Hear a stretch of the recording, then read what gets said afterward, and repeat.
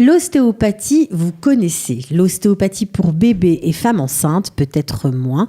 Grâce à Amandine Arwas, notre invitée du jour, eh bien, nous allons découvrir l'ostéopathie pour bébés. Israël, comment ça marche ? Vous allez adorer comprendre Israël. Israël, comment ça marche ? C'est tout de suite sur Studio Kalita. Amandine Arwas, bonjour. Bonjour. Comment ça va ? Ça va, grâce à Dieu. On est content de vous recevoir parce que c'est vrai que c'est un sujet qui est de plus en plus présent, les médecines douces dans la société israélienne, mais on n'en parle pas trop, en tout cas sur notre antenne, notamment l'ostéopathie des bébés. Je crois que c'est la première fois qu'on va en parler. Comment ça marche en Israël ? Est-ce que c'est très différent de ce qui se passe en France ? Vous qui êtes là depuis 7 ans et installé à votre compte, vous devez en voir pas mal, en connaître pas mal sur le sujet. Alors, c'est vrai que l'ostéopathie, ça commence à se développer bien en Israël. Ça commence à rentrer dans la société et même la société israélienne. Donc, il y a de plus en plus de médecins et de spécialistes israéliens qui recommandent et qui parlent de l'ostéopathie. Alors, on enseigne l'ostéopathie en Israël, mais il y a encore de grandes différences, ne serait-ce que dans l'enseignement, déjà dans la durée des études. C'est assez saisissant. C'est pas la même formation, mais bon, c'est une formation aussi. Vous, c'est une formation longue ? Moi, j'ai fait une formation à temps plein en France, donc sur 6 ans, plus une formation de spécialisation pour femmes enceintes et bébés. Donc d'un an en plus. Et vous avez travaillé à l'hôpital aussi en France. Voilà, en France, je travaillais en maternité, à l'hôpital, donc sur des bébés, sur des prématurés, des grands prématurés. Et donc voilà, on travaillait sur des bébés tout de suite, quoi, entre 0 et 4 jours. Alors, ça paraît un peu incroyable, mais pourquoi les bébés ont-ils besoin de soins, d'avoir recours à l'ostéopathie ? Alors, les bébés, puis passent 9 mois dans un utérus, dans un espace un peu petit et confiné. Et il y a tout le système digestif de la maman et tout le système osseux de la maman qui est autour. Et du coup, dans le développement, ils sont un peu serrés. Il peut arriver que l'enfant reste coincé. La gestation pendant 9 mois fait que le bébé est confiné dans un petit espace, on va dire ça comme ça, et qu'il peut développer en sortant quelques troubles. Quelques troubles, voilà. On ne peut pas les déceler en plus, ces troubles-là. C'est ça. Ça arrive. On voit à la naissance maintenant que des enfants naissent avec un torticolis ou naissent avec des gènes dans d'autres endroits. Et c'est vrai que c'est quelque chose qui, si c'est pris en charge très tôt par les médecins, parce qu'il faut quand même que ce soit vu par un médecin et on n'est pas contre la médecine conventionnelle, on est avec la médecine. Voilà, c'est un complément. On travaille vraiment en complémentarité.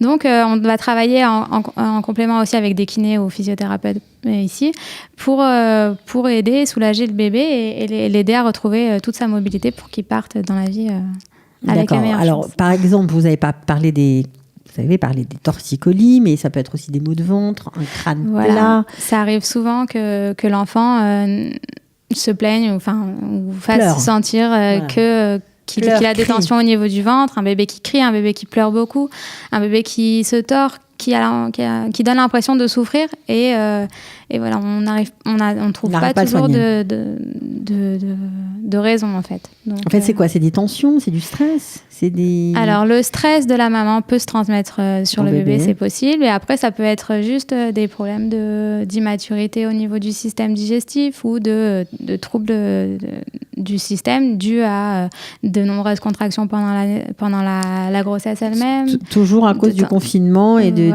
fait qu'ils sont tout recroquevillés sur eux-mêmes. Ça peut être ça. Après, ça peut être aussi le déroulement de l'accouchement en soi qui a pu être long, compliqué, avec ou sans matériel, donc des forceps, des ventouses ou autres. Donc tout ça, ça peut jouer aussi sur le crâne du bébé et sur tout son système. Donc un petit bébé qui arrive avec un crâne plat, on peut le traiter ? Alors oui, on peut le traiter.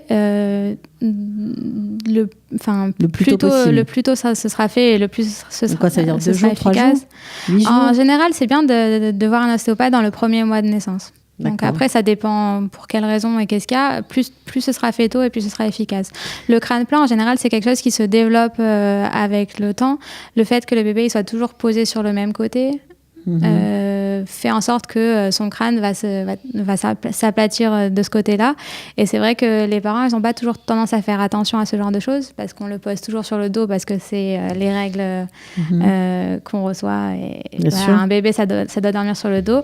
Mais ce qu'il faut savoir, c'est qu'un bébé, ça doit dormir sur le dos, d'accord, mais il faudrait lui tourner la tête, que ce soit à droite ou à gauche, pour éviter qu'il soit toujours positionné sur le même côté et pour éviter qu'il y ait ce genre de problème de plagiocéphalie. Alors là, on a beaucoup parlé des symptômes qui fait qu'on peut avoir recours à un ostéopathe, mais comment vous le traitez en fait ? En gros, qu'est-ce que vous utilisez comme moyen ? Alors déjà, le traitement ostéopathique, il se passe en 3 temps, en fait. La séance, en fait. D'abord, il y a un petit interrogatoire, donc pour savoir comment s'est passée la grossesse de la maman, comment s'est passé l'accouchement, et savoir comment se comporte le bébé depuis la naissance. Est-ce qu'il est allaité ? Est-ce qu'il prend le biberon ?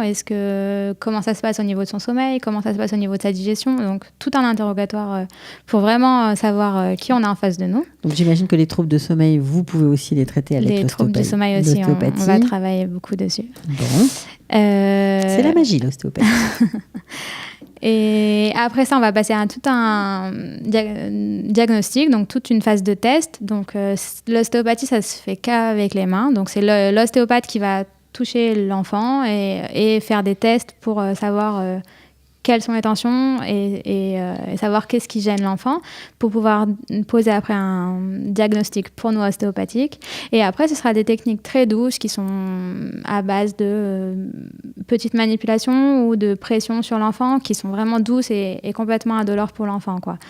Donc, en général, les enfants dorment ou sont très calmes, quoi. Et ça marche. Vous avez beaucoup de résultats. Ouais, c'est vrai vrai que les parents sont contents en général, ça soulève beaucoup et ça aide l'enfant, quoi. Donc ça rassure les parents parce que vous traitez aussi des problèmes de reflux, on l'a dit, des problèmes de constipation. Donc tout ça c'est des troubles dont la plupart des bébés sont quand même atteints et en souffrent beaucoup. Donc c'est des enfants qui vont être nerveux, c'est des enfants qui vont beaucoup pleurer, c'est des enfants qui vont avoir besoin d'être dans les bras de façon plus importante et qui vont être moins indépendants, quoi, qui vont avoir besoin d'avoir toujours une présence pour les rassurer, pour les calmer. Alors qu'un petit tour chez l'ostéopathe pour arranger les choses. Voilà. Il faut combien de séances en général pour voir des résultats ?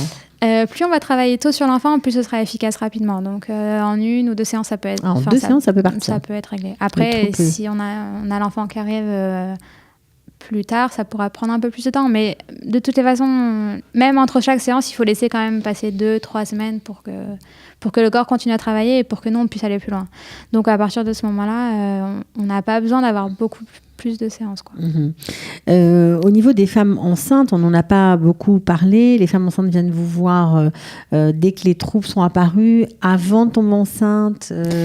Comment ça fonctionne ? Alors, ça dépend un peu des gens. Il y a des femmes qui veulent être rééquilibrées, avoir un corps parfait. Un corps équilibré, on va dire, avant de penser à rentrer dans une grossesse. Après, il y a des femmes qui arrivent après, donc une fois qu'elles sont enceintes, et qui viennent pour toutes sortes de troubles et de toutes sortes de douleurs. En général, c'est pour ça que ce soit pour une femme enceinte ou en général, les gens ils viennent quand ils ont mal. Donc, mais alors, toutes les difficultés connues chez les femmes enceintes, les brûlures d'estomac, la nausée, difficultés respiratoires, les douleurs de dos, tout ça peut se traiter grâce à l'ostéopathie. On soulage quand même pas mal, ouais. Après, il y a beaucoup de douleurs à type de sciatique, donc que la maman va décrire comme une sciatique, donc avec une douleur qui va descendre le long de la jambe et qui va l'immobiliser, l'empêcher de bouger, l'empêcher de marcher, voilà, donc pour ça aussi, on aide beaucoup et les mamans sont assez soulagées par rapport à ça. Alors, il y a beaucoup de points dont on pourrait parler. Est-ce que ces soins sont remboursés en Israël par la Coupat-Cholim ou pas ? Alors, moi, je travaille pas en Coupat-Cholim, je travaille en privé. C'est un choix, parce que le travail en Coupat-Cholim, il est quand même différent du travail en privé. Il y a des copatrolimes qui remboursent à partir du moment où on leur donne, de toutes les façons, à la fin de chaque séance, on donne une Kabbalah, une facture. Et avec cette facture, en fonction des accords qu'ils ont avec leur copatrolime, ils peuvent être plus ou moins remboursés. Et après, il y a des assurances privées que certaines personnes ont en plus de la copatrolime qui vont rembourser complètement les séances. Voilà, bon, ok. Écoutez, c'était très sympathique de vous entendre parler de ce sujet dont on ne parle pas souvent. Et puis, les bébés, c'est vrai qu'on a l'impression que ils pleurent, c'est normal. Ça mange, ça dort, ça pleure, ça va passer. Mais finalement, on peut les aider à ce que ça passe grâce à cette médecine douce. Voilà, ce qui est aussi intéressant, c'est que votre patientèle est moitié francophone, moitié israélien. Moitié israélienne. C'est vrai que ça rentre de plus en plus dans la société israélienne.